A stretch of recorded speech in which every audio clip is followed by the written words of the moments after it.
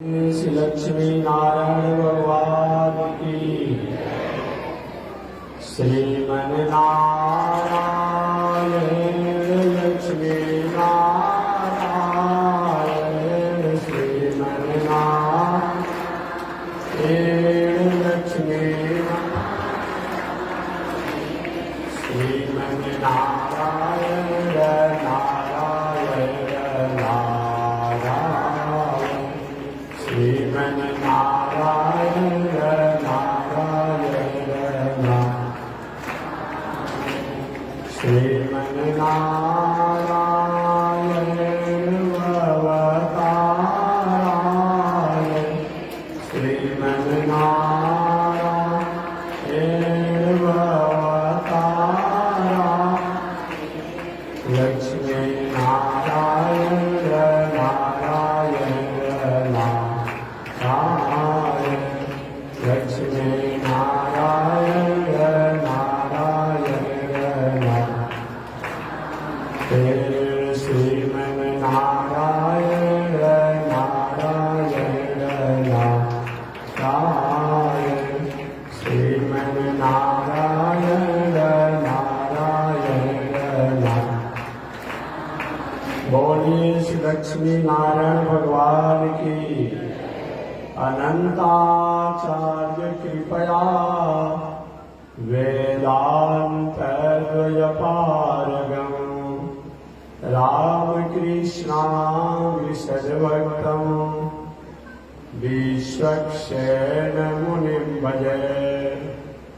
काषायमयज्ञसूत्रं शुचिवपुषि तथा चोर्ध्वपुण्ड्रं च भाले यस्यास्ते दक्षस्ते कलिकुमतिगिरीन्द्रेन्द्रवज्रं त्रिदण्डं संसाराग्नि प्रशान्त्यै धृतजलममलं दारुपात्रं पवित्रम् श्रीविश्वक्सेन सूरे पदकमलयुग श्रेयसे संश्रयामि। लक्ष्मीनाथसमारम्भा नाथयामुनमध्यमा अस्मदाचार्यपर्यन्तां वन्दे गुरुपरम्परा। नारायणाय विद्महे वासुदेवाय धीमहि तन्नो विष्णु प्रचोदयात्। महालक्ष्म्यै च विद्महे विष्णुपत्न्यै च धीमहि तन्नो लक्ष्मी प्रचोदयात्। तन्नो लक्ष्मी प्रचोदयात्। परमाराध्य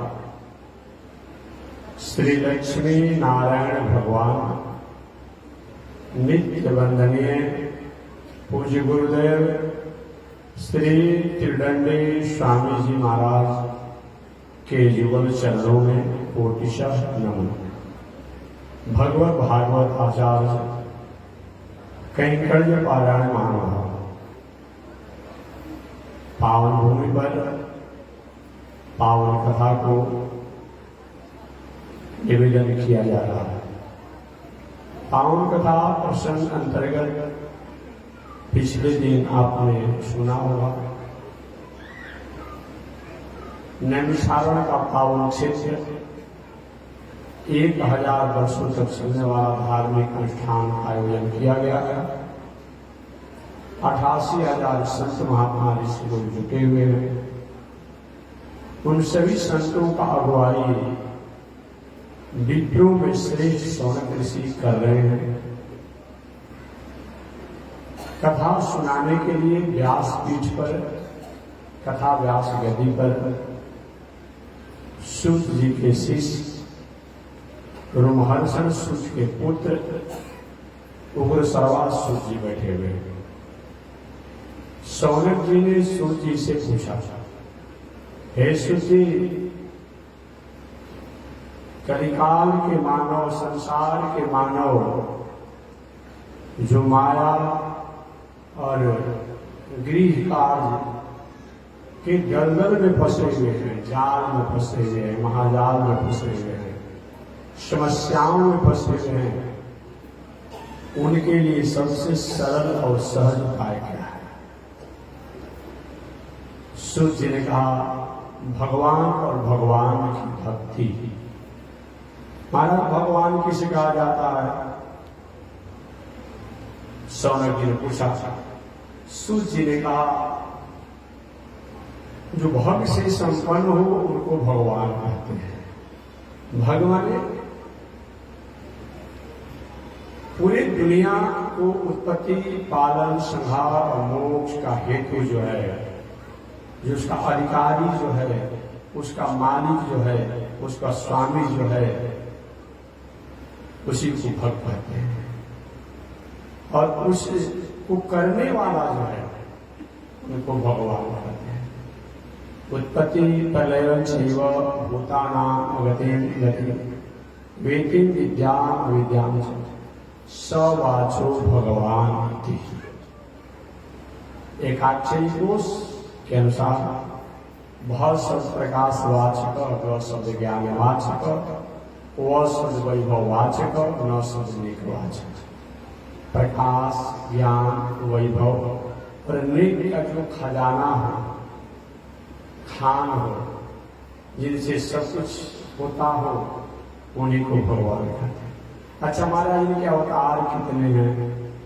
ऐसे भगवान के वैसे भगवान के अनंत अवतार हैं। उन अनंत अवतारों में 1008 अवतार प्रसिद्ध है। उन 1008 अवतारों में 108 अवतार प्रसिद्ध हैं।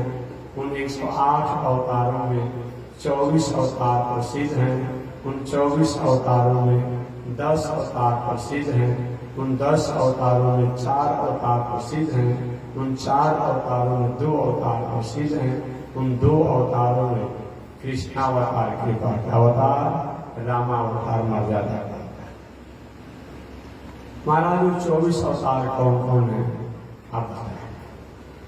क्योंकि 24 घंटा होता है तो 24 घंटा हमारा मंगलमय हो, संसार के प्राणियों के लिए मंगल कारक हो, तो 24 अवतार भगवान के कौन कौन है? तो पर एक बार नाम गिनने से बात व्याख्या करें।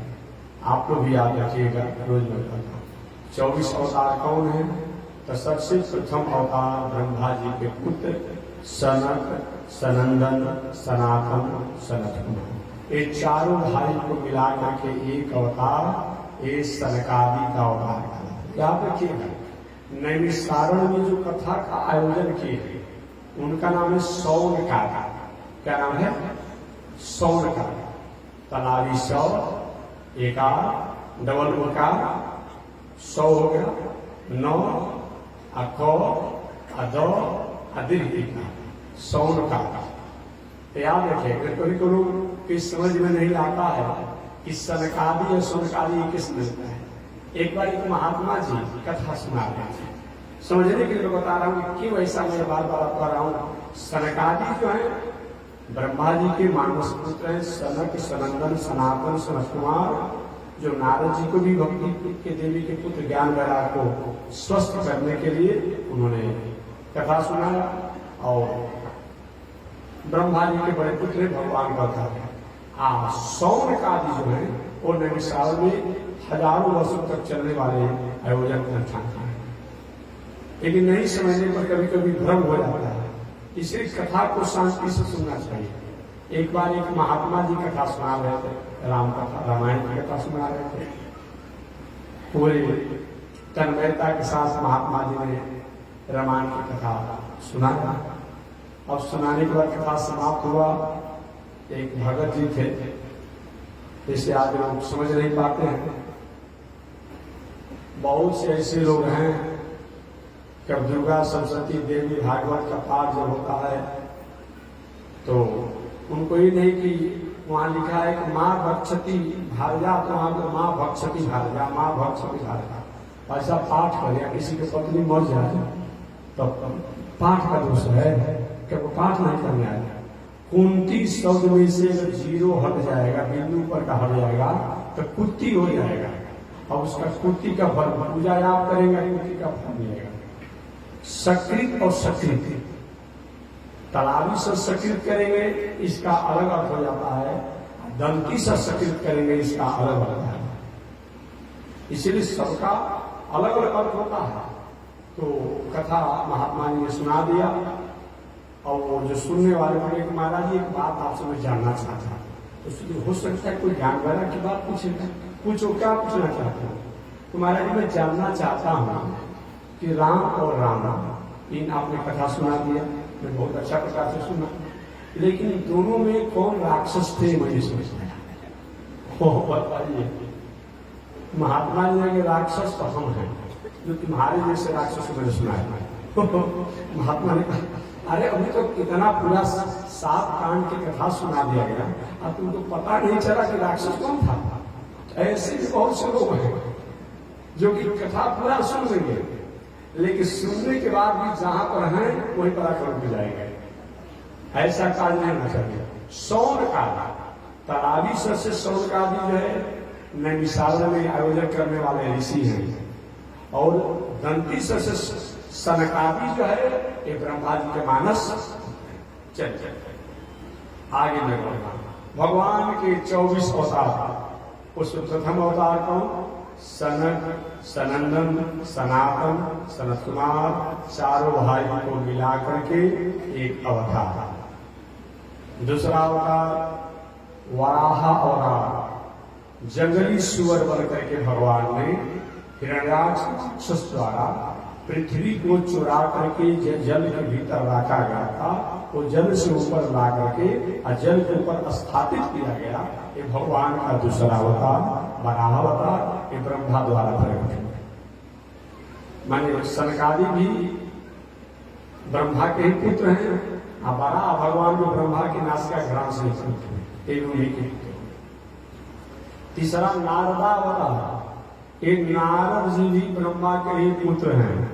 तो 3 गो भगवान का अवतार जो हुआ तो ब्रह्मा के पुत्र ही रूप हुए, सनकादि, वराह अवतार और नारदा अवतार, 3। चौथा अवतार नर और नारायण। धर्म की पत्नी मूर्ति देवी से नर और नारायण प्रकट हुए। साक्षात भगवान नारायण ही एक चेला के रूप में, एक गुरु के रूप में भगवान के रूप में प्रकट हुए, और जाकर के एक भगवान जो है नारायण पर्वत पर तपस्या किए, चेला बनकर जिस अंश से भगवान हुए वो नर पर्वत जो आज भी बद्री नारायण में जाते हैं, तो नर पर्वत अलग है, नारायण पर्वत अलग है। तो नर और नारायण का अवतार ये तपस्या का अवतार है, तपस्वी अवतार है। 5वां अवतार कपिल देव का अवतार, जो कर्दम ऋषि के पुत्र भगवान कपिल देव। 6वां अवतार दत्तात्रेय जी का। 7वां अवतार यज्ञावतार। 8वां अवतार ऋषभ देव का अवतार। 9वां अवतार राजा पृथु का अवतार। 10वां अवतार मत्स्यावतार। 11वां अवतार कूर्मा अवतार। 12वां अवतार धन्वंतरी का अवतार। 13वां अवतार मोहिनी अवतार। 14वां अवतार नृसिंहावतार। 15वां वामना अवतार। 16वां परशुरामा अवतार। 17वां व्यास जी का अवतार। 18वां राम जी का अवतार। 19वां बलराम जी का अवतार। 20वां कृष्ण का अवतार। 21वां हरि का अवतार। 22वां हंसा अवतार। 23वां बुद्धावतार और 24वां कल्कि अवतार। बुद्धावतार में कल बताया था कि गौतम बुद्ध से पहले कलयुग प्रारंभ हो रहा था, कुछ ही कलयुग बीता होगा, क्या बुद्धावतार हुआ। एक गौतम बुद्ध से पहले एक बुद्धावतार हुआ, जो सत्य, दया, तप, ज्ञान द्वारा ब्रह्म को, परमात्मा को जानने के लिए उन्होंने प्रेरणा दिया। ये बुद्धावतार, ये 24 अवतार। उन 24 अवतार में सनकादि के अवतार की व्याख्या हो चुकी है। वराह अवतार दूसरा अवतार की व्याख्या हो चुकी है। नारद जी की नारदा अवतार की व्याख्या हो चुकी है। चौथा नर नारायण अवतार की व्याख्या हो चुकी है। और 5वां कपिल देव के अवतार की व्याख्या हो चुकी है। आज 6वां अवतार दत्तात्रेय जी का अवतार। दत्तात्रेय जी का नाम आप लोग सुने होंगे। दत्तात्रेय जी कोई समान नहीं थे। एक दिन पहले भी मैंने बताया था कि सासाराम के पहले नाम था महिष्मती। क्या नाम था?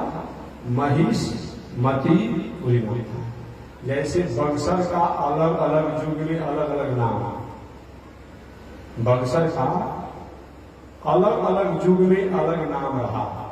कभी किसी काल में बक्सर का नाम वामनाश्रम था, कभी सिद्धाश्रम था, कभी चरित्रवन था, तो कभी ताटका वन के भी नाम से जाना गया। ये भी जान देगा। कभी ताटका वन के नाम से जाना गया और कभी व्याघ्रसर के नाम से जाना गया। और वही व्याघ्रसर का अपभ्रंश होकर के बक्सर के नाम से जाना गया, बक्सर।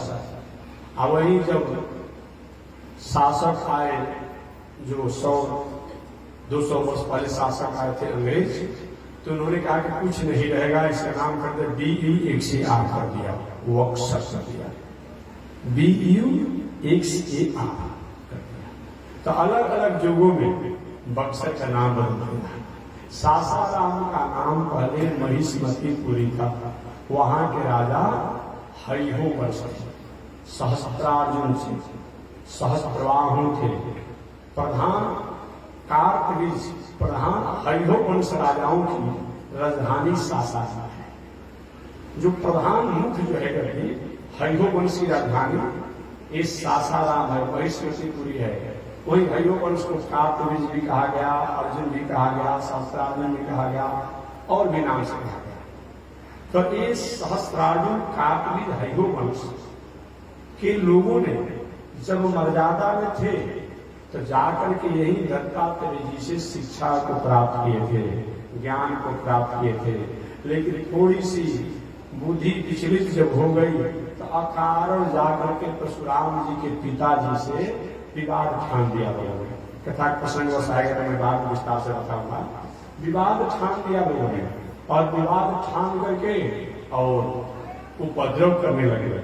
जो आप जानते हुए कि परशुराम जी द्वारा ये हरिहो वंश और इनके सहयोगी बनकर के जो जो राजा लोग आए उन सब पर उन्होंने अनुशासन किया। तो ये दत्तात्रेय के अवतार, ये कोई समान दत्तात्रेय जी नहीं है। ये कौन है दत्तात्रेय जी? पुनः एक बार मैंने अपनी माताओं को याद दिलाता, हमेशा हमेशा याद दिलाता हूं, आज भी याद दिलाता हूं। नारी देश की वह शक्ति है भाग लगाने वाली, दिल में ही दिमागों में जो आग लगाने वाली। नारी चाहे तो राम कृष्ण वामन सिंह नरसिंह भगवान में प्रकट हुए हैं, खम्मा से हुए, लेकिन राम को कृष्ण को वामन को ऐसे भगवान को जन्म दे सकती है, इनके पास कोई ताकत है। नारी देश की वह शक्ति है जो आग जगाने वाली और दिल में ही दिमागों में जो आग लगाने वाली। आपने सुना होगा हमारी देश की स्वतंत्रता में जिनका बहुत बड़ा योगदान रहा, आपने लक्ष्मीबाई इत्यादि नारियों का भी नाम बहुत लोगों का सुना होगा, जो कि अपने तलवार, अपने भुजाओं, अपने साहस के बल पर शत्रुओं के दांत को खट्टा कर दिया और अपने राज जो स्वाधीनता को उन कुत्सित विचार वालों के कारण था उनसे पुनः स्वतंत्रता लाने के लिए जागृति और प्रेरणा को लाया। तो नारी कोई समान नहीं है। नारी की गरिमा, नारी की महिमा, नारी चरित्र ही पढ़ना चाहिए। माताओं को नारी का चरित्र क्या होता है, नारी धर्म पढ़ना चाहिए, लेकिन ये लोग भी नहीं पढ़ते हैं। अब क्या करना है, टेलीविजन हो गया है, मोबाइल हो गया है, अब क्या देखा जा रहा है, चित्रहार देखा जा रहा है। अब चित्रहार देखोगे तो आपका आहार व्यवहार ठीक रहेगा, अब बुद्धि ठीक रहेगा? नहीं नहीं, समय मिले तो नारी चरित्र को पढ़िए, सुनिए, कि नारियों का क्या चरित्र होता है, नारी धर्म पढ़िए, क्या नारी का धर्म होता है, तब न जानोगी। तो मैं निवेदन करना चाहता हूं, ये दत्तात्रेय जी भगवान के अवतार हैं। इन भगवान के अवतार बनने में और किसी का योगदान है, वह नारी का ही योगदान है, स्त्री का ही योगदान है, वह दूसरी कोई स्त्री नहीं है। अत्रि ऋषि की पत्नी अनसुईया का देन है। अत्रि ऋषि की पत्नी अनसुईया का देन है। अत्रि ऋषि कौन है? ब्रह्मा जी के पुत्र हैं। अनसुईया कौन है? भगवान कपिल देव की बहन है, कर्दम ऋषि की बेटी है। इसीलिए कुल खानदान में ठीक ठाक होना चाहिए। बात समझ गए? कुल खानदान में ठीक होना चाहिए। भगवान कपिल जी की बहन, कर्दम ऋषि के बेटी अनसुईया, इधर ब्रह्मा जी के पुत्र अत्रि ऋषि है। तब तो भगवान को जन्म लेना पड़ा, ऐसे थोड़े जन्म भगवान ले लेंगे। समझिए, अत्रि अनसुईया, भगवान श्री राम जब जंगल में जा रहे थे तो सीता जी से कहे, अनसुईया के पद गहु सीते, हे सीते। अनसुईया से जाकर के नारी धर्म का शिक्षा प्राप्त करो, नारी धर्म की शिक्षा को प्राप्त करो। वही सीता माता जाकर के अनसुईया से नारी धर्म की शिक्षा को सुना और अनसुईया का मतलब क्या होता है?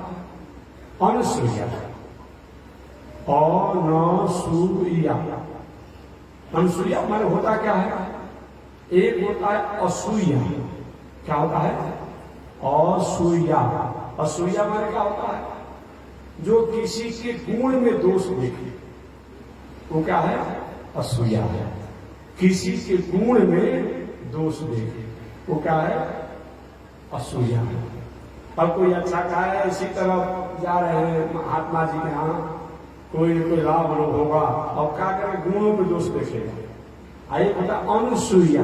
अनसुईया का मतलब जो दोष में भी गुण देखे, दोष में भी गुण देखे, वो क्या है? अनसुईया। जो कभी किसी के दोष देखे ही नहीं, गुण देखे। एक बार महात्मा जी जा रहे थे मार्ग से, संयोग से एक भला आदमी पर छत पर था। अचानक उसको लवशंका लगा, और लवशंका लगा तो बेचारा अपना लवशंका करने लगा।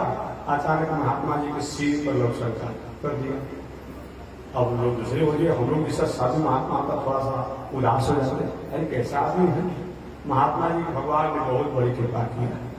और जल तो दुनिया में मिलते रहते हैं, लेकिन ऐसा जल और ऐसा कृपा तो कभी कभी होता है, उसको दोष माने ही नहीं, दोष माने ही नहीं। किसी के दोष में भी गुण देखना, ये क्या है? अनसुईया है। और अत्रि का मतलब क्या होता है? त्रि माने तीन, त्रि माने तीन, और माने जो तीनों में भेद न देखे, या तीनों को जो एक देखे, या तीनों को जो अपने पुत्र रूप में प्राप्त करने का अधिकार हो, उसको क्या कहा जाता है? अत्रि कहा जाता है। चाहे ब्रह्मा होता हो, विष्णु होता हो, शंकर होता हो, इन तीनों में जो भेद नहीं देखते हुए और अपने पुत्र रूप में अधिकार प्राप्त करने वाली ना ऋषि हो, उनका नाम अत्रि है। अत्रि अनसुईया बहुत दिनों तक तपस्या की। तपस्या के फलस्वरूप तीनों देवता लोग आए बारी बारी से कि हम आपकी तपस्या से प्रसन्न हैं, वर मांगिए, वर मांगिए, वर मांगिए। अत्रि अनसुईया ने कहा, महाराज कोई इच्छा तो नहीं है। तीनों देवों ने कहा कि अगर आप नहीं मांगेंगे तो हमको प्रशंसा होगी नहीं, इसलिए मेरी प्रशंसा के लिए आपको वर मांगना पड़ेगा। तब अत्रि अनसुईया ने कहा कि आप तीनों लोग मेरा पुत्र बन जाते तो अच्छा होता। ये काम तो कठिन है। अब तीनों को तुम पुत्र बनाना चाहती हो, यही घर में बुलाना चाहती हो। कहीं ब्रह्मा जी किसी के पुत्र बन जाते हैं, कहीं शंकर जी किसी के पुत्र बन जाते हैं, और कहीं विष्णु किसी के पुत्र बन जाते हैं, और तुम तीनों को पुत्र बनाना चाहते हैं।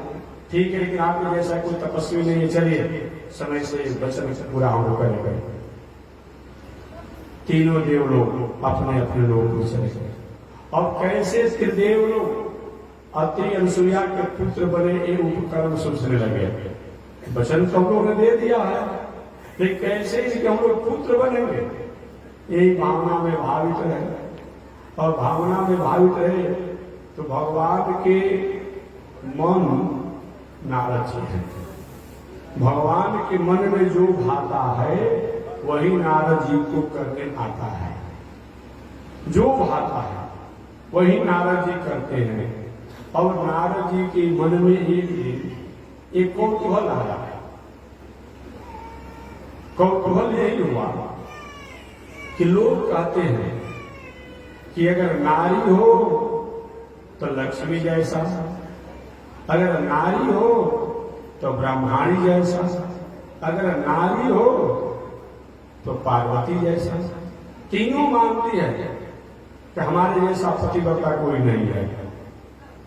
लेकिन सही में अगर मेरा नाम नारद है, इन तीनों में भेद नहीं करा दिया, तीनों में आपसी भेद नहीं करा दिया तो मेरा नाम भी नारद नहीं, मेरा नाम नारद नहीं होगा। इस प्रकार नारद जी सबसे पहले चले गए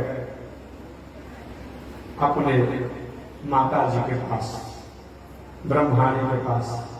अरे बेटा कहां से आ रहे हो? कहां से आना? साधु महात्मा रमता जोगी बढ़ता घूमते रहते हैं। कहां से आना? घूम रहे माता जी, घूमते रहते हैं। मैंने कहां से आ रहे हो? बैठो। बहुत दिनों के बाद ब्रह्मलोक में आया, विश्राम करो। बैठे विश्राम की। माता ब्रह्माणी अपनी माता ही नहीं, अब अपने बेटा को सुने लाभ प्यार नहीं देगी तो कहां लाभ प्यार देगी। अब ब्रह्माणी ने सुंदर मिष्टान दिया नारद जी को खाने के लिए। नारद जी खाए और खाने के बाद नाक सिकुड़ने लगे, आंख को अपने आप में बंद करने लगे, मुंह सिकुड़ने लगे।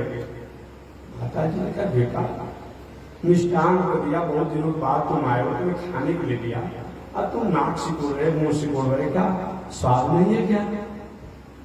क्यों सिकुड़ रहे हो? ऐसी बात क्या?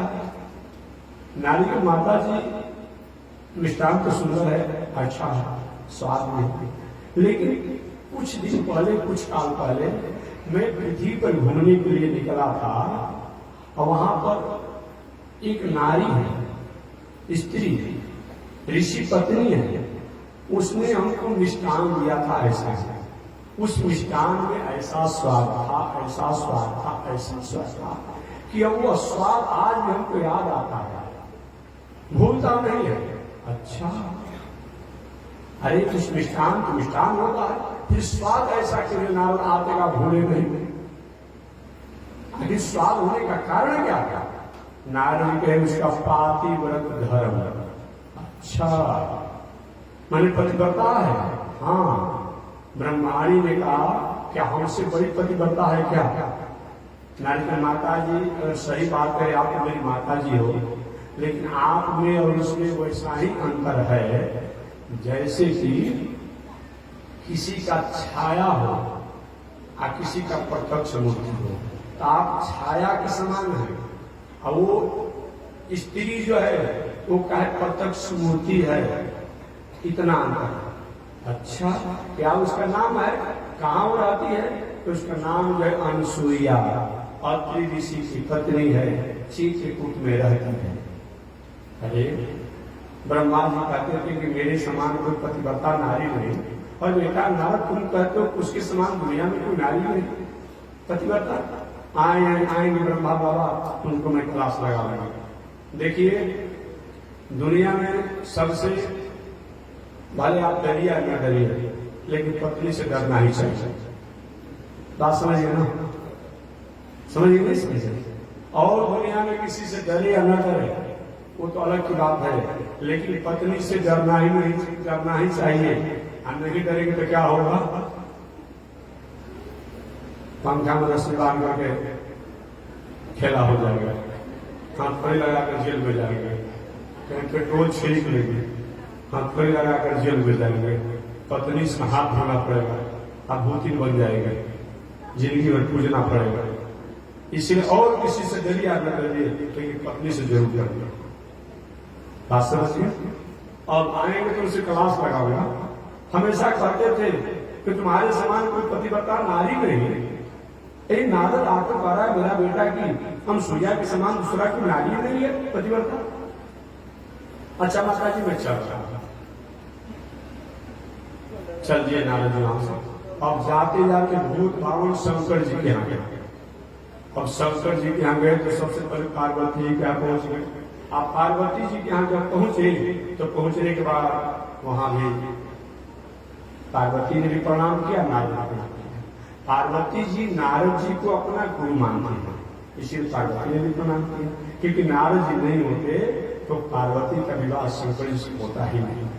तो पार्वती जी नारद जी को अपना गुरु मानते हैं और नारद जी पार्वती जी को अपनी माता मानते हैं कि शंकर जी भाई जगत पिता है, कल्याण करते हैं, उपकार करते हैं, तपस्या साधना करते हैं, गुरु जैसा प्राणियों के ऊपर मंगल कृपा करते हैं, अतः वो भी उनको प्रणाम किया। पार्वती माता ने बाबा नारद जी को बैठाया। बाबा बैठे। बैठने के बाद सुंदर मिष्टांग दिया। मिष्टांग दिया, नारद जी खाए और खाने के बाद कितना सुंदर मिष्टांग था। पार्वती ने कहा क्या और कोई मिष्टांग खा कर आ रहे हैं क्या? हाँ, कुछ दिन पहले मैं पृथ्वी पर घूम रहा था, एक नारी ने इतना सुंदर मिष्टान दिया, इतना सुंदर मिष्टान दिया, ऐसा उसमें स्वाद था कि स्वाद हमेशा हमेशा हमको याद बना रहता है। अच्छा, वो कहाँ आपने खाया था? नारी कौन थी? ऐसा क्यों उसमें स्वाद इतना इससे अधिक है कि माता जी उसका प्रधान कारण है वो पतिव्रता नारी, और पतिव्रता नारी होने के कारण उसके मिष्टान में स्वाद था। पार्वती का हमसे बड़ी है क्या पतिव्रता में? सारा दुनिया कहता हो कि अगर पतिव्रता हो तो पार्वती जैसा। आपने सुना होगा ना, सारा देवता लोग आकर के आप विवाह काट रहे थे। आज ही विवाह काटने वाले लोग नहीं होते थे, पहले लोग विवाह काटने वाले होते थे। एक तो शंकर जी का बुढ़ापा था तो आकर विवाह होने वाला था, सभी देवता लोग आकर के विवाह काट दिए। पहले पार्वती इतना तपस्या से हमने किया और तपस्या करके उस बावरे को, उस पगले से विवाह करना चाहती हो जो नंग धड़क रहता है, नंग धड़क रहता है। कभी इच्छा हुआ तो बागंबर में मृगा का छाल पहन लेता है, कभी आभूषण की इच्छा पड़ती है तो कोई सरसों की और बिच्छू की आभूषण पहन लेता है, कभी शरीर को सुंदर बनाने की इच्छा होती है तो शमशान का राख लपेट लेता है, कभी इच्छा होती है तो मुंडों की माला लगा लेता है। ऐसा भूत प्रेतों के साथ रहता है, सागनी डाकनी के साथ रहता है, उससे तुम विवाह करोगे? नहीं। अगर विवाह ही करना हो तो तपस्या तुमने किया है तो विष्णु भगवान से सुंदर दुनिया में कोई नहीं है। पार्वती ने कहा कि महाराज सुनिए मेरा प्रण को, मेरे वचन को सुनिए कि विष्णु सकल गुण धाम, विष्णु सारे गुण के धाम है। ये आप लोग कहते हैं मैं सुनती हूँ जानती हूँ, लेकिन जब भी मैं विवाह करूंगा तो भूत भाव शंकर से करूंगा, अन्यथा ऐसे ही रह जाऊंगा। उनके लिए मैं एक बार बार अनेकों बार हमें मरना पड़े, जन्म लेना पड़े, लेकिन उनसे अलग मैं किसी को प्राप्त करना नहीं चाहता। तो दुनिया कहते हैं कि पार्वती पतिव्रता है। अब बेटा नारद आप कहते हैं कि एक पृथ्वी पर नारी है, वो कौन नारी है? क्या उसका नाम है? कि वो नारी का नाम है अनुसुईया, अत्रि ऋषि की पत्नी है और चित्रकूट में रहती है। पार्वती ने कहा क्या हमसे बड़ी है क्या? नारी के माता जी आप में और उसमें वैसा ही अंतर है जैसे कि कोई फोटो अप्रत्यक्ष, फोटो माने फोटो होता है, प्रत्यक्ष माने प्रत्यक्ष होता है। आप फोटो के समान हैं और प्रत्यक्ष है। ब्रह्मांड को क्या कहे? आप छाया हैं और प्रत्यक्ष है। यहाँ पार्वती क्या कह रहे हैं? आप फोटो हैं और प्रत्यक्ष है। अच्छा माता जी मैं चला वहां से, अब नारद जी वहां से चल दिए और पार्वती गली। ये बाबा कहते थे कि तुम्हारे समान पतिव्रता कोई नारी नहीं, और नारद कहता है कि इस दुनिया में अनसुईया के समान कोई नारी नहीं। आएंगे तुमसे पूछा जाएगा ऐसा क्यों आता, और कुछ भी हो उसको छोटा करना पड़ेगा। आगे नारद जी चले गए लक्ष्मी जी के पास, और लक्ष्मी जी के पास जाकर के प्रणाम किया लक्ष्मी जी को। माता जी प्रणाम। अरे बेटा नारद कहां से आ रहे बेटो? घूमते फिरते आ रहे हैं। संत महात्मा रमता जोगी वाटा पानी थोड़ी जगह रहता है, घूमते फिरते आ रहे हैं। अच्छा अच्छा एक दुनिया का समाचार बताओ। लक्ष्मी माता ने पूछा दुनिया का समाचार बताओ।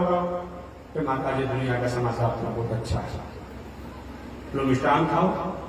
मिष्टान खाओ। हम मिष्टान खाते खाते कहे माता जी ऐसा ही मिष्टान एक बार मैंने खाया था, लेकिन जो स्वाद वहां था वो स्वाद यहां नहीं है। अरे ऐसा क्यों? इसका कारण क्या है? कहीं इसका कारण है कि जिसने मिष्टान खिलाया वो पतिव्रता नारी है, और उसके पातिव्रत धर्म के कारण उसके मिष्टान में स्वाद बढ़ गया। लक्ष्मी माता ने हमसे का बड़ी है क्या पतिव्रता? सारे दुनिया के लोग कहते हैं कि लक्ष्मी का प्रकोप देते हैं, प्रमाण देते हैं, उदाहरण हमसे बड़ी है क्या? नारी के माता जी आप तो दुनिया की माता हो ही, लेकिन अंतर ऐसा ही है उसमें और आप में, जैसे कि पसंगा और पसेरी।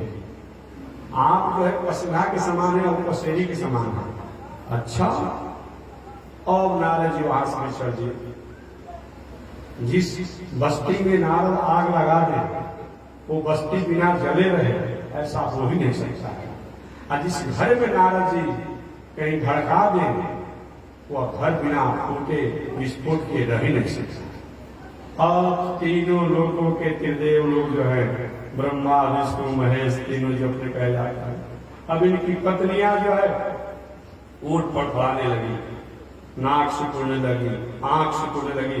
बताइए ब्रह्माली इनके 4 मुख बूढ़े हो गए, चारों मुख हमारी प्रशंसा की। नारद ने आगे बताया कि नहीं पतिव्रता नारी पृथ्वी पर आती है, उसका नाम है अनुसुईया। महाराज कौन अनुसुईया है? आपने सुना है? ब्रह्मा जी ने कहा सुने तो कौन है? तो उसका नाम से पतिव्रता में बहुत है, बहुत है। आप तो कहते थे कि मेरे समान कोई पतिव्रता नहीं है, पर अभी कह रहे को पतिव्रता में उसका नाम है। कुछ भी हो लेकिन उस अनुसुईया को पतिव्रता भंग करना होगा, हम उसको बड़ा बनाना ही होगा।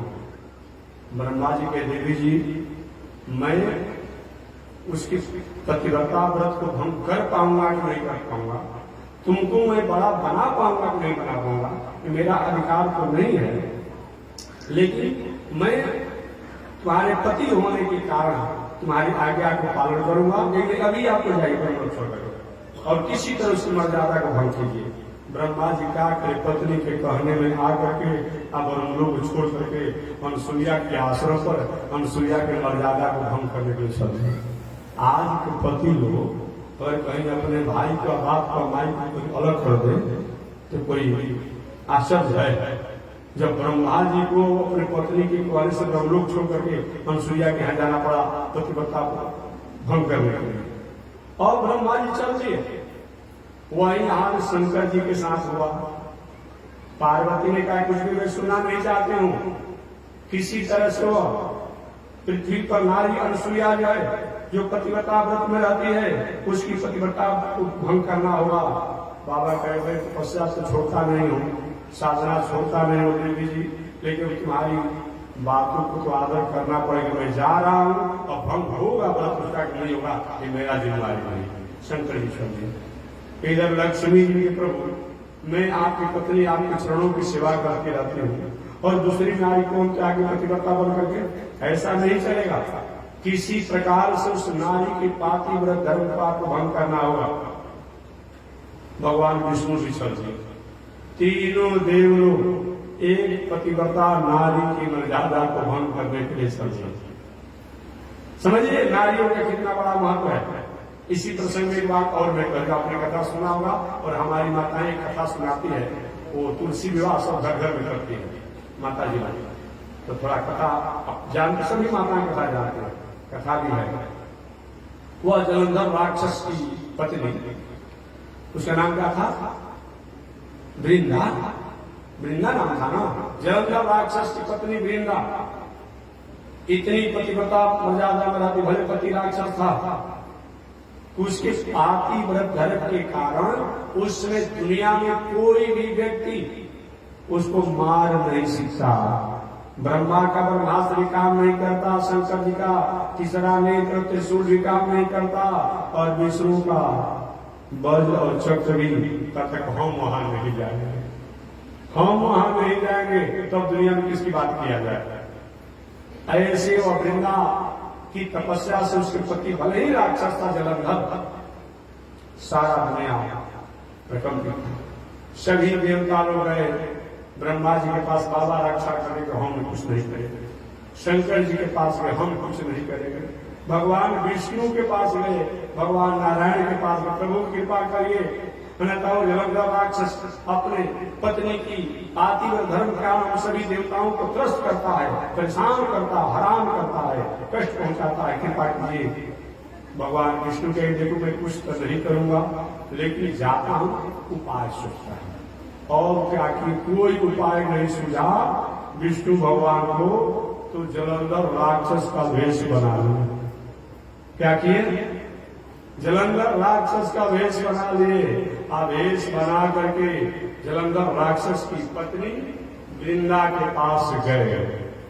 वृंदा की मर्यादा को चंचल करना चाहे, उस समय वृंदा पहचान गई, अरे आप साक्षात विष्णु होकर के देवताओं के चुगली में आकर के, कहने में आकर के, और मेरे पति को मारने के संकल्प को लेकर के आप मेरी मर्यादा को भंग करना चाहते हैं, तो आपने भले ही आप विष्णु हैं, लेकिन मेरे पति का आपने भेष बना लिया है, तो मैं तो आपकी पत्नी अगले जन्म में बनूंगा, लेकिन इस शरीर से जो हमारे साथ आपने बर्ताव किया है, इसका भी दुनिया में इतिहास गवाह होना चाहिए। इसके लिए मैं आपको साथ देती हूँ, जाइए आपका आसान हो जाएगा।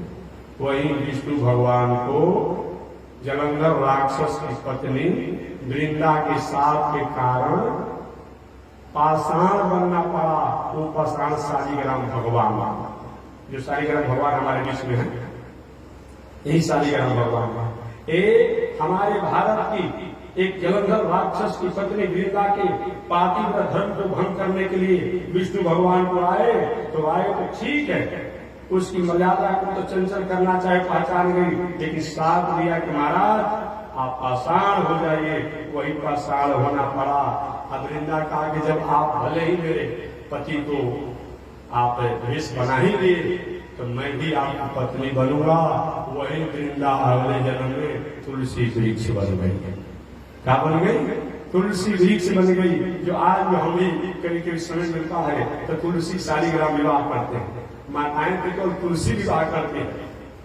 अब बर कहां से लाती है लोग, लेकिन करती होगी अपने आप में, कोई प्रतीक रूप में फोटो करती होगी, लेकिन तुलसी का विवाह शालिग्राम भगवान के साथ हुआ। हम भी समय मिलता है तो समय समय से कार्तिक में तुलसी विवाह महोत्सव हम करते हैं। तो समझिए पतिव्रता नारियों का कितना बड़ा महत्व है। आप अपनी गरिमा को समझिए कि साक्षात विष्णु को पाषाण होना पड़ा, ये आप जानते हैं। अब तीनों देव लोग अपनी अपनी पत्नी के कहने में आकर के और माता अनसुईया के मर्यादा को भंग करने के लिए चल रही है। अब चलते चलते तीनों देवलोग एक ही जगह मुलाकात हो गई। जैसे अलग अलग गांव से आप सब लोग आए हैं, हजारों हजारों की संख्या में, कोई कहाँ कहा है, कोई कहाँ कहा है, कोई कहाँ कहा। तो ब्रह्मा जी अपने लोग से चले, विष्णु भगवान अपने लोग से चले, और शंकर जी अपने लोग से चले, और रास्ते में तीनों की मुलाकात हुई। आप कैसे, आप कैसे, आप कैसे। तीनों ने यही बात कहा कि हम अपने पत्नी के कहने में आए, अपने पत्नी के चक्कर में आकर कहने में फिर आप फंस गए। अच्छा तो चला जा, देखते हैं मर्यादा कैसे उस अनसुईया की मर्यादा को हम लोग भंग करते हैं। तीनों लोग गए, हिम्मत नहीं रहा उसकी मर्यादा को भंग करें, तो क्या किए, एक जोगी फकीर भिक्षुक सन्यासी का वेश बना कर, अवधूत वेश बना कर गए। अवधूत वेश बना कर जो वस्त्र के रूप में बलकल या कोई एक वस्त्र मोटी के रूप में, बाकी अवधूत। अवधूत का मतलब क्या होता है? अवध का जस अवध होता है।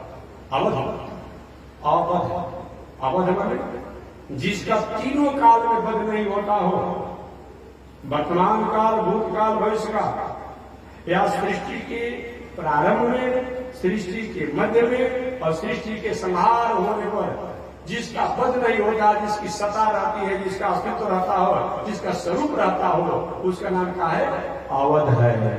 अब उसकी जो मुक्ति करने वाला जो साधक है, उनकी जो सुक्ति करने वाला साधक जो है, उनका जो गुणगान करने वाला जो साधक है, उनकी आराधना साधना करने वाला जो साधक है, उनको अवधूत कहते हैं। एक और शराब पीने वाले को अवधूत नहीं कहा जाएगा कि पी करके बस झुम बराबर झुम शराब के पार आता है अवधूत, हम अवधूत बाबा के सकते हैं।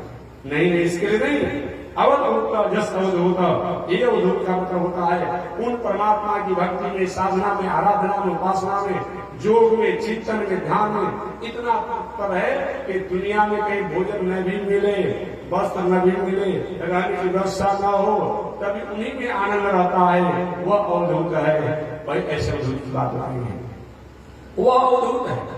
ये नहीं कि आज की परिवेश में कि मध्यम मानसम मीनम च मुद्रा मैथुन एव च पित्वा पित्वा पुनः पित्वा, ये तो अपने अनुसार लोगों ने बना लिया। बना लो, कौन तुमको रोकने जा रहा है? लेकिन ये अवधूत अवधूत का मतलब नहीं है। जो रात की सतपथ पर सतोमय उन परमात्मा, उन ईश्वर, उन ब्रह्म में ही जो मुक्ति करते रहता हो, सुक्ति करते रहता हो, चिंतन करते रहता हो, गुणगान करते रहता हो, ध्यान करते रहता हो, योग साधना में रहने वाला हो, वह अवधूत है। अवधूत वेश बनाकर के तीनों लोग, ब्रह्मा विष्णु महेश, चित्रकूट में अत्रि ऋषि के आश्रम पर गए। उसमें अत्रि ऋषि कहीं गए होंगे आश्रम से बाहर। अनसुईया माता थी और तीनों लोग भिक्षाम देहि, भिक्षाम देहि, भिक्षाम देहि, भिक्षा की याचना की, भिक्षा की याचना की। अनसुईया माता महात्मा आपका स्वागत है। बहुत भाग्य की बात है कि आप संत महात्मा हमारे आश्रम से आए। क्या मैं सेवा करूं? एकदम अवधूत संत हैं, हम बनाए हुए भिक्षा को ले सकते हैं, लेकिन एक मेरा प्रतिज्ञा है, व्रत है, एक नियम है, एक नियम है, एक शर्त है। क्या शर्त है? मैं भिक्षा तभी उसके हाथ से लूंगा कि जो वस्त्राभाव में होकर के, नग्न होकर के हमें भिक्षा खिलाए।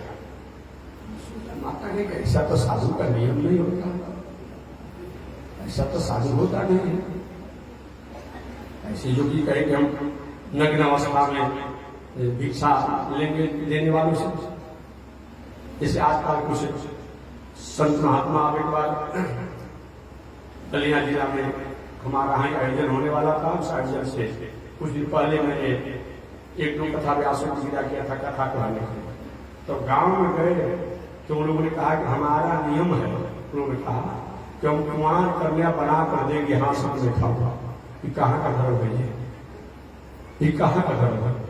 और बताइए, अब लोगों ने हमारे पास कहा कि महाराज जी जिस कथा व्यास क्या किया गया है कि बाहर से, उन्हें छोड़े बाहर हम लोग हैं, किसी कथा सुनाएंगे, हमको एक दो दिन के बाद जाता है। ऐसा होता है कि 7 दिन का कार्यक्रम होता है और कभी कभी हमको 4 दिन के लिए जाना पड़ता है, 5 दिन के लिए जाना पड़ता है। तो गांव के लोगों ने खबर किया, बलिया जिला में लालगंज के आसपास प्रोग्राम था, तो हमारे पास खबर कराया लोगों ने, महाराज ऐसी बात है। तो हमने कहा कि महाराज जी भले पता नहीं होगा लेकिन ये धर्म नहीं चलेगा। और बताइए कौन सा धर्म है जी जो साधु महात्मा भेष बनाकर कहता है कि कुमारी कन्या बनाएंगे तो हम खाएंगे? हो बताइए ना, ये कहाँ का धर्म? ऐसा धर्म काहे के? ऐसे धर्म से क्या होगा? ऐसा अगर आज भी कोई संत महात्मा साधु भेष में कहता है नहीं नहीं हम तो स्त्रियों की बनाओ, कुमारी कन्याओं की बना खाते हैं, यही धर्म है, तो बहुत अच्छे तो सदाचारी कर्मचारी कपड़े से बनाओ खाओ। ये कहाँ का धर्म है? या तो जो हमारे यहाँ भोजन भोग बनता है अपने आप जो बताए बनाते हैं खा लीजिए, ये कहाँ का धर्म है भाई? ऐसा होता है तो समझिए थोड़ा सा उसके व्यवहार में और में कुछ न कुछ खोट है। खोट समझते हैं ना? कुछ न कुछ उसमें काला है, अब उससे थोड़ा सा संयम और सजग हो जाएगा। और तो अनसुईया माता ने कहा ऐसा तो साधु कभी आश्रम आए ही नहीं, करे हम भिक्षा तो देंगे और तभी भिक्षा देंगे जब वस्त्राभाव नग्न अवस्था में भिक्षा दोगे। वो भी तो कोई समान नारी थी नहीं, समान नारी नहीं थी। साधारण किसी प्रकार की वस्तु को मापने के लिए मशीन निकल गया कि दूध में कितना पानी मिलाया गया है, अब कहना है कि नहीं मिलाया है, वो स्वयं मशीनें बता दे रहा है कि कितना आपने पानी मिलाया है, क्या कितना फैट है। जब आज का विज्ञान ऐसा ऐसा मशीन उपकरण हो गया है और साधक साधना करने वाले लोग अगर कोई अपनी साधना द्वारा ये सब अनुभव कर ले तो कोई आश्चर्य नहीं मानना चाहिए। अब अनुसुईया माता ने जो भी ध्यान किया, ये तो कोई अवधूत नहीं है, कोई ब्रह्मचारी नहीं है, कोई संत नहीं है, कोई भिक्षुक नहीं है, ये तो ब्रह्मा विष्णु महेश है। अपने अपने पत्नी के कहने से और मुझे छोटा बनाने के लिए ये लोग आए हुए हैं। तो माता अनुसुईया ने क्या किया कि बाबा ठीक है, बस 1 मिनट का धैर्य करिए, 1 मिनट धैर्य करिए। और गई और जाकर के जल हाथ में लिया, वो भी पूजा पाठ करती थी ना, जल लिया अपने जल पात्र से जो पूजा पाठ करती थी, और जल लेकर के संकल्प किया कि अगर मैंने अपने पति अत्रि ऋषि के अलावा दुनिया में किसी भी पुरुष को अपने पति जैसा आदर और मर्यादा से नहीं याद किया हो, एक ब्रह्मा विष्णु महेश तीनों देव जो है एक 6 महीना के बालक बन जाए। अगर मैं कभी बता नारी हूं असही में तेरी जल छिड़का कि सीखते ही क्या होगा कि ब्रह्मा विष्णु महेश तीनों 6 महीना के बालक बन गए, बालक बन गए। पढ़ना उड़ना व्यवस्था करके आप पढ़ना में तीनों लोग को डुला दिया, सुला दिया। अब आनंद से रह रहे ब्रह्मा विष्णु महेश तीनों लोग वो माता अनुसुईया के आश्रम से। अपने कुछ दिनचर्या के बाद जब अत्रि ऋषि आए, देवी जी ये छोटे छोटे बालक पल्ले में डोल रहे हैं, महाराज सब आप ही के तो हैं, मेरे मुझको पता है नहीं कि मेरे घर में कोई पुत्र होने वाला है, और कहां से पुत्र हो गए। अब ध्यान किया, अच्छा देवी जी बहुत बड़ी पुण्य लीला किया है, ये साक्षात तीनों लोक के नियामक देवता ब्रह्मा विष्णु आज उनको अपने बेटा बना लिया है। ठीक है, वही अब रहने लगे लोग, वहीं पर पलने में ढोल रहे हैं। अब हिम्मत नहीं है कि अपने स्वरूप को होकर के अपने अपने रूप में छिप जाए। समय बीतते चला गया। कुछ समय जब बीता तो अनुसुईया है, ब्रह्माजी, पार्वती और लक्ष्मी जी कभी तक आए नहीं। इतना समय बीत गया, कोई पता नहीं, कोई सूचना नहीं, और कुछ नहीं तो सब अपने ढूंढने के लिए निकल पड़े, अपने ढूंढने के लिए निकल गई, अपने अपने पति को ढूंढने के लिए निकल पड़ी। और तीनों जब निकली तो एक जगह उनको मुलाकात हो गया, बहन आप कैसे, बहन आप कैसे, बहन आप कैसे। तीनों ने कहा कि अपने हम पति को सारा कारण बताया कि हम अनुसुईया को नीचा करने के लिए, छोटा दिखाने के लिए मैंने अपने पति को कहा था, तो यही मैं कहा चले गए पता नहीं। वही हाल तो हमारी भी है, वही हाल तो हमारी भी है। अब तीनों अपने पति को ढूंढ रहे थे, कहीं पति मिल नहीं रहे, कहीं मिल नहीं रहे पति। संयोग से आपसे चर्चा की कहाँ ढूंढा जाए, पृथ्वी लोक पर कहाँ ढूंढा जाए, कहाँ चित्रकूट है, कहाँ क्या है, कैसे क्या है, कहाँ ढूंढा जाए। संयोग से नारद बाबा घूमते घूमते रहते हैं ना, नारद बाबा से मुलाकात हो गई। और नारद बाबा ने कहा कि अच्छा देविया जो है आज चक्कर में फंसी है, अच्छा चक्कर में फंसी है। अब दूर से प्रणाम, माता जी प्रणाम, दूर से प्रणाम। उन त्रिदेवियों ने कहे बाबा तुमको मैं प्रणाम करते हो, मेरे स्वामी जी कहाँ है। हम क्या जानते हैं आपको स्वामी जी कहाँ है, हम क्या जानते हैं। भीतर से कहते हैं किसी का सब बखेड़ा है, सब इसी ने किया है। अगर नजदीक आता तो इसका चुमड़ी फोड़ देते, कमंडल को तोड़ दो, इसी ने सब किया। अगर नहीं कहा होता तो क्यों ऐसा होता है। नारद जी दूरे, नारद थोड़ा नजदीक आओ, लेकिन नहीं नहीं, इस समय स्त्रियों से अलग रहते, छुआते नहीं है। नारद जी भाई ज्ञानी है ना, हम इसमें स्त्रियों से अलग रहते हैं, आसपास नहीं होते हैं। अच्छा बाबा ठीक है, तुम्हारा धर्म है, लेकिन ये बताओ मेरे स्वामी जी कहाँ है? हम आपके स्वामी जी के बारे में नहीं जानते हैं। नहीं बाबा, तुम्हारे ही पेट में तिनका है, तुम्ही दाढ़ी में तुम्हारा तिनका है, तुम ही बताओगे, सब तुम्हारा किया हुआ है। बार बार जब त्रिदेवियों ने कहा तो नारद ने कहा कि इस नारी की मर्यादा को भंग करने के लिए तुम लोगों ने मेरी बात नहीं माना। मैं कह रहा था कि इसमें दुनिया में उसके सामने कोई नारी नहीं है, लेकिन तुम लोग नहीं माना और उस नारी की मर्यादा को भंग करने के लिए अपने पति को तुमने भेजा।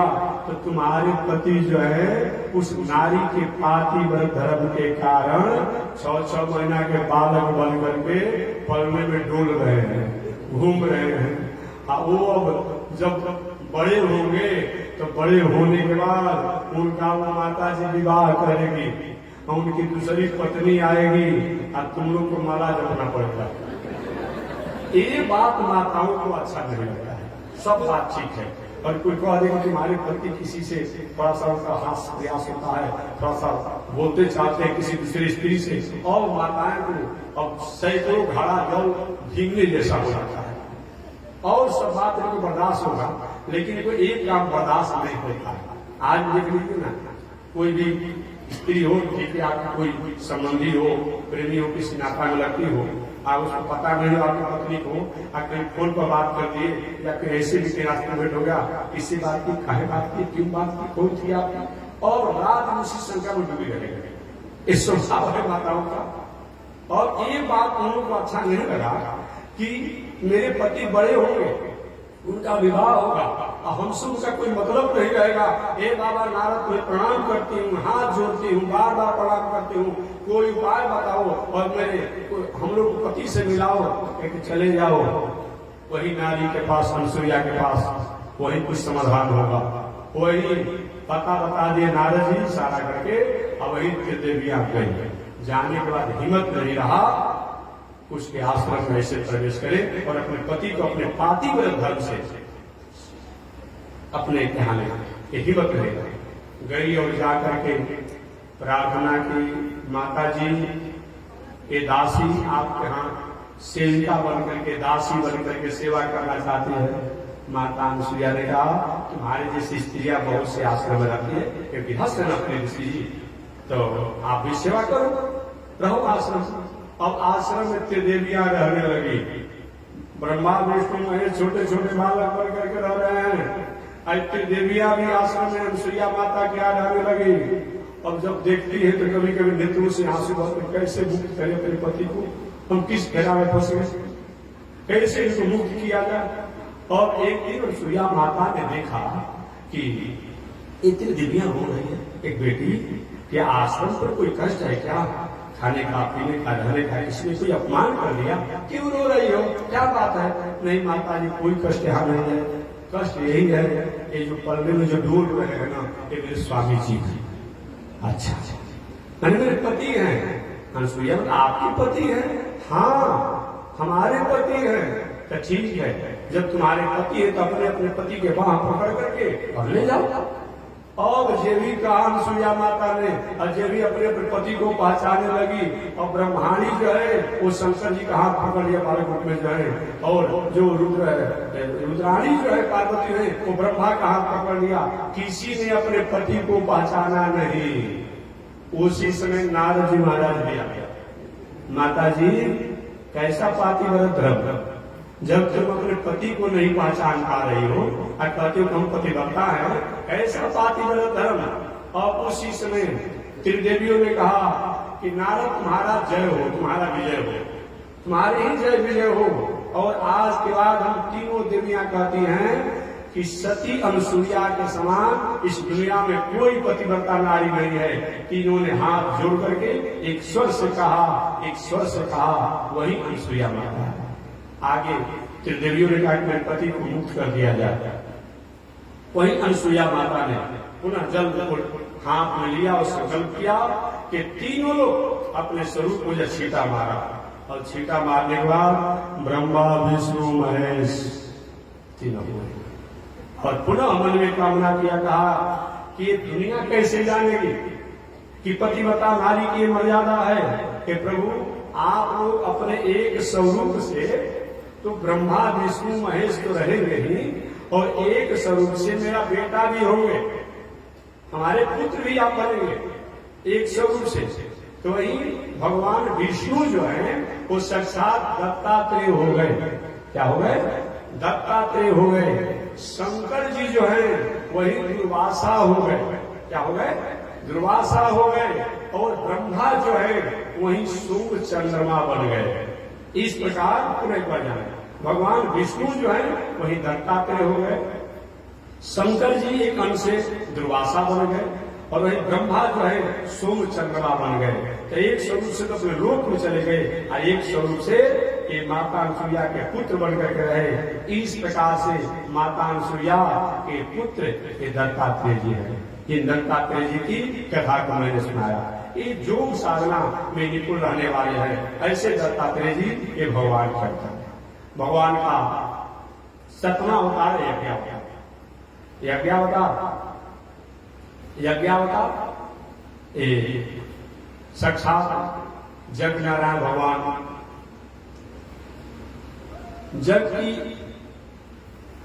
पत्नी जो है जग नारायण भगवान इस संसार में प्रकट होकर के हम और आपको यह संदेश देते हैं कि हे दुनिया में रहने वाले लोग, ये दुनिया जग पर ही टिका हुआ है। सृष्टि के प्रारंभ में जग ही द्वारा सृष्टि प्रारंभ हुआ। सहजज्ञा प्रजा सृष्टि, जिसमें ब्रह्मा जी इस संसार में भगवान द्वारा प्रकट हुए और उनको सृष्टि करने का आज्ञा हुआ, तो जग करके ही उन्होंने सृष्टि का विस्तार किया। मनु महाराज ने सृष्टि करना चाहा, जग किया। द्वापर युग त्रेता युग में जग करके ही हुआ। यज्ञ यज्ञमय जंत देवास्तानि धर्माणि प्रथमा न्यासन्न ते हनाकम महिमान सचंत यत् पूर्वे साध्या संति देवा। ये जग की पत्नी का नाम क्या है? जग की पत्नी का नाम है दक्षिणा। क्या नाम है? दक्षिणा।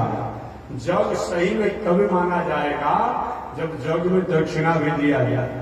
ये नहीं कि ब्राह्मण देवता लोग पूजा पाठ कराए, विद्वान लोग कराए, संत कराए, और दक्षिणा के लिए महाराज जी दक्षिणा नहीं है, वो जग अधूरा रह जाता है, अधूरा रह जाता है। तो जग की पत्नी के नाम है दक्षिणा।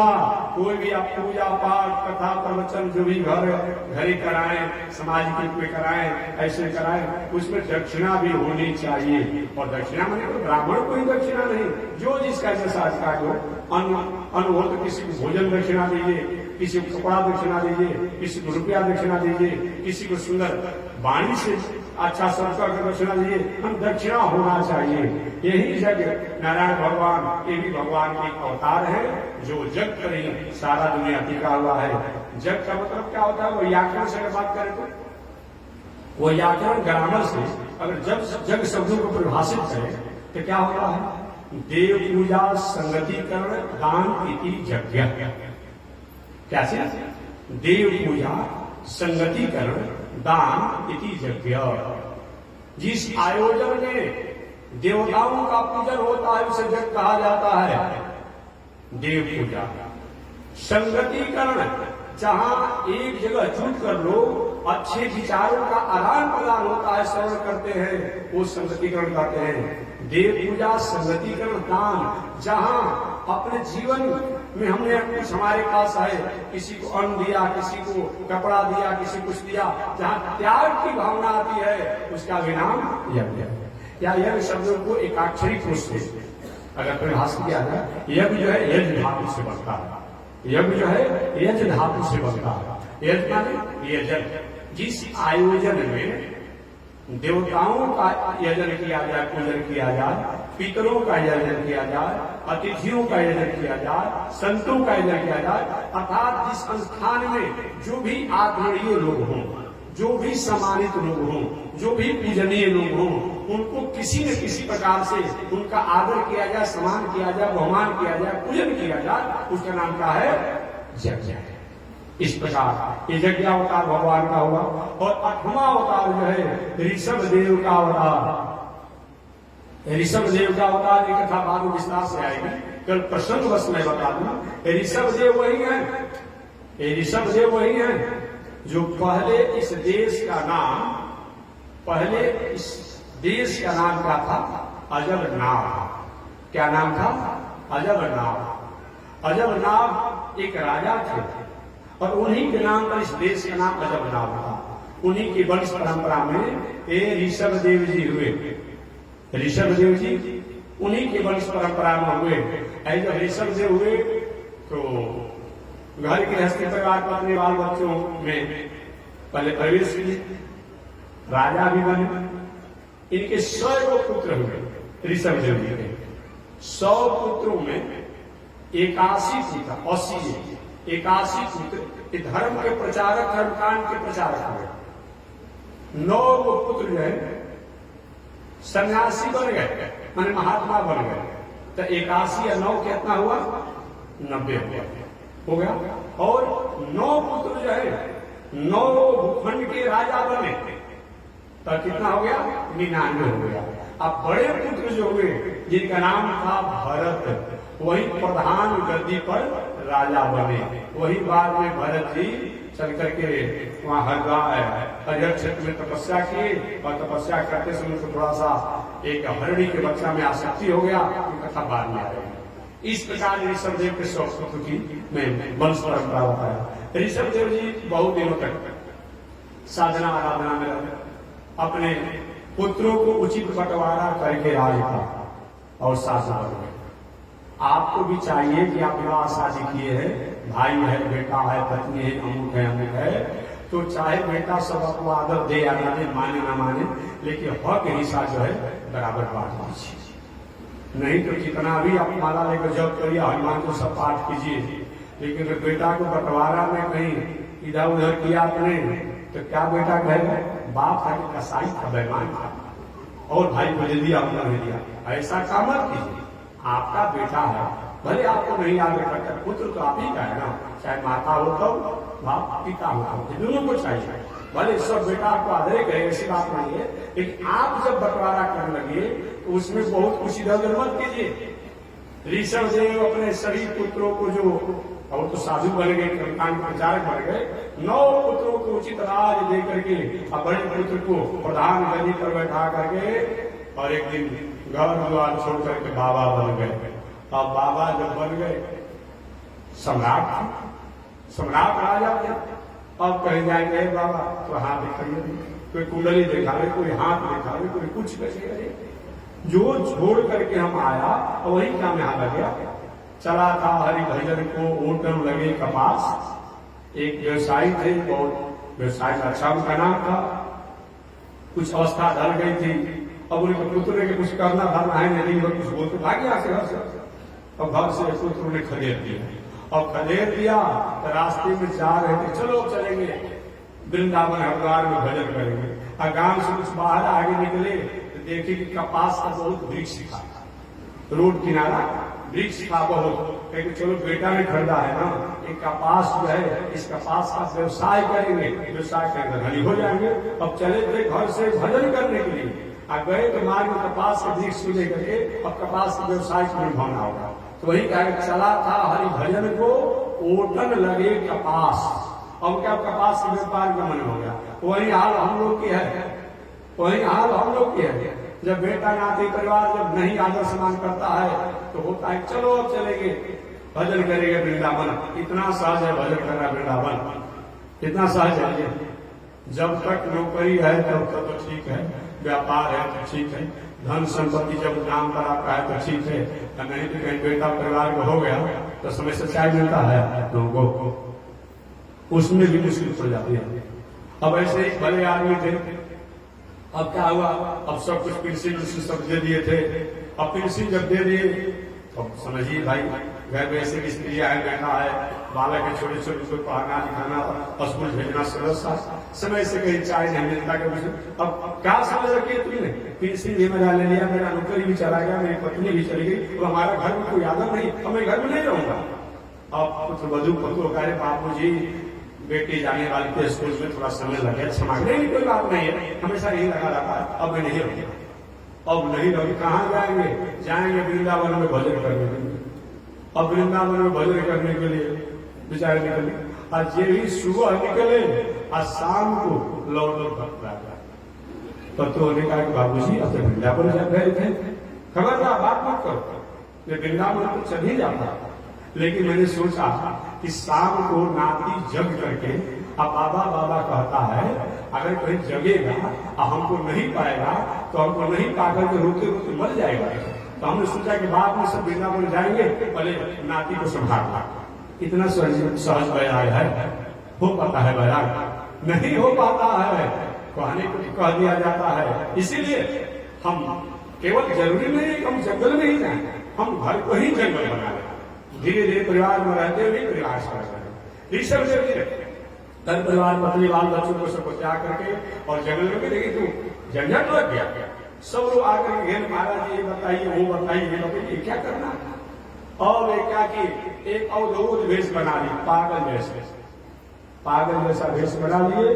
अब पागल जैसा भेष का बना लिए, एक पत्थर का टुकड़ा छोटा सा लेके अब मुंह में डाल देना। कोई पत्थर का टुकड़ा पत्थर बाहर आएगा, बोले अब कोई आकर बाबा मेरा कुंडली तू, अरे तो पागल है, ये तो पागल है, ये क्या बताएगा।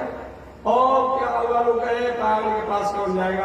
अब जो आना जाना जो परंपरा लगा था सब के सब लौट गया, पागल के पास कौन जाएगा। ऋषभ देव कहे कि छोटा सा पत्थर का टुकड़ा ने मेरे जीवन को बदल दिया। फिर तो दुनिया में भीड़ लगा रहता था अपने आप में। वही ऋषभ देव अंत में कर्नाटक के जंगलों में जाकर के और एक अवधूत परंपरा में उससे भी थोड़ा सा अपने को अवधूत बना लिए। जंगल में लेट गए, कोई आकर भोजन देकर खा लेते और नहीं तो अपने आप में लेटे रहते। अगर सोच शंका भी कोई होता बहुत नहीं जाते, इसी प्रकार से रहते।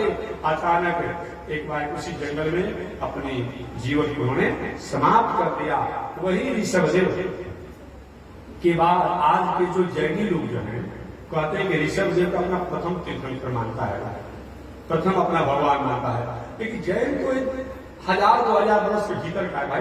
अरे मान लो हमारे भगवान को ठीक है, क्या दिक्कत है। लेकिन ये जैनी लोग अभी अपने भगवान को तीर्थंकर मानता है और प्रथम भगवान मानता है ऋषभ देव को। लेकिन नहीं, वो तो ऋषभ देव हमारे वैदिक परंपरा के हैं, ये वैदिक परंपरा से हैं। ऐसे ऋषभ देव जी ये भगवान के अवतार जो गृहस्थ आश्रम में रह करके भी और पुनः बाद में वैराग आश्रम से जीवन जिए, ऐसे ऋषभ देव जी ये भगवान के 8वें अवतार हैं।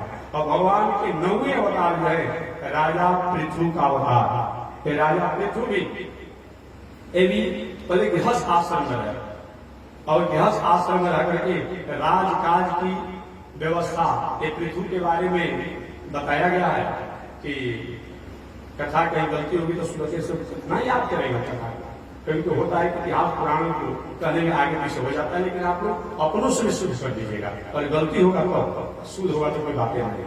तो ये राजा पृथु बहुत बड़े घर गृहस्थ आश्रम में रहने के बाद भगवान के ही अवतार पृथु और अर्ची, इनकी पत्नी का नाम था अर्ची। ये राजा पृथु और एक पत्नी अर्ची, ये दोनों लोग राजपाट की व्यवस्था किए और राजपाट की व्यवस्था करते हुए अंत में घर द्वार इत्यादि को सब त्याग करके और साधना करके अपने जीवन को जिए। ये भी भगवान के अवतार हैं, ये राजा पृथु का अवतार। और 10वां अवतार मत्स्यावतार, 10वां अवतार मत्स्यावतार। ये मत्स्यावतार कब हुआ? सूर्य के पुत्र सत्यव्रत श्राद्ध वैवस्वत मणि कि मन में इच्छा हुआ कि महाप्रलय का दर्शन करें। अभी महाप्रलय का समय नहीं आया था, भगवान ने वचन दिया। वही महाप्रलय की माया दिखा करके कि आप अमुक नाव का सवार होइएगा, अमुक दिन को ऐसा होगा। और वही सारी घटना को, जो महाप्रलय हुआ नहीं था लेकिन महाप्रलय का घटना वो सत्यव्रत राजा को मत्स्यावतार भगवान प्रकट होकर के दिखाए और दिखा करके उनके मुंह को दूर किए और ज्ञान को प्रकाशित किए। 11वां अवतार कूर्मावतार, एक कछुआ का अवतार लेकर भगवान ने जब समुद्र मंथन हो रहा था, मंदराचल पर्वत नीचे ही चला जा रहा था, उसमें कच्छप अवतार लेकर के और मंदराचल पर्वत को आधार लेकर के और समुद्र मंथन हुआ। ये भगवान का एक कूर्मा अवतार है। भगवान का वराह अवतार धन्वंतरी का अवतार है। इस धन्वंतरी के अवतार और 13वां अवतार मोहिनी का अवतार है। तो शेष चर्चा कल होगी। आज इसी के साथ मैं वाणी को विराम दे रहा हूँ। कल भगवान के धन्वंतरी अवतार, मोहिनी अवतार, नृसिंहावतार, वामन अवतार स्वयं मिलेगा तो मैं कथा सुनाऊंगा। आज इसी के साथ वाणी विराम। एक बार भगवान का श्रीमन नारायण लक्ष्मी श्रीमन नारायण नारायण नारायण श्रीमन नारायण।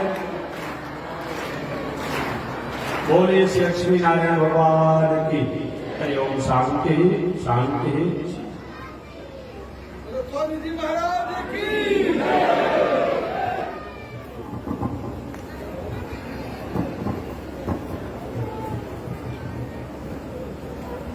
ओम चंद्रमा मनसो जात चक्षुः सूर्यो अजायत श्रोत्राद्वायुष प्राणसमुखादग्निरजायत श्रीश्रुते लक्ष्मी सवन्यावहो रात्रे पार्श्वे नक्षत्राणि रूपमस्मिनो व्यातम् ईश्वरनिगाणां मयि भाण सर्वलोकं मयि भाण कासायं यज्ञसूत्रम् सुजीवकुशिदधा चोदपुण्ड्रं च भार्य यस्यास्ते दक्षस्ते कलिकुमतिगिरीन्द्रेन्द्रभद्रं त्रिदण्डं संसाराग्निप्रसङ्गे मृतजलममलं दारुपात्रं पवित्रं श्रीविश्वक्सेन सूर्ये पदकमलयुगं श्रीयशेषं सृजामि अमरयादशूद्र चलमतिरसोय्यादसवभो कृतज्ञो दूरवाणी स्मर परवशो वन्दनकर निशंसाभावेश कथमामितो दुःखजलदे प्रपारादुत्रीण तव परिचरेयं शरणयो। लक्ष्मीनारायण भगवान की, विश्व जगदाचार्य श्री तिरुपति स्वामी महाराज की हरि ओम। शांति शांति शांति।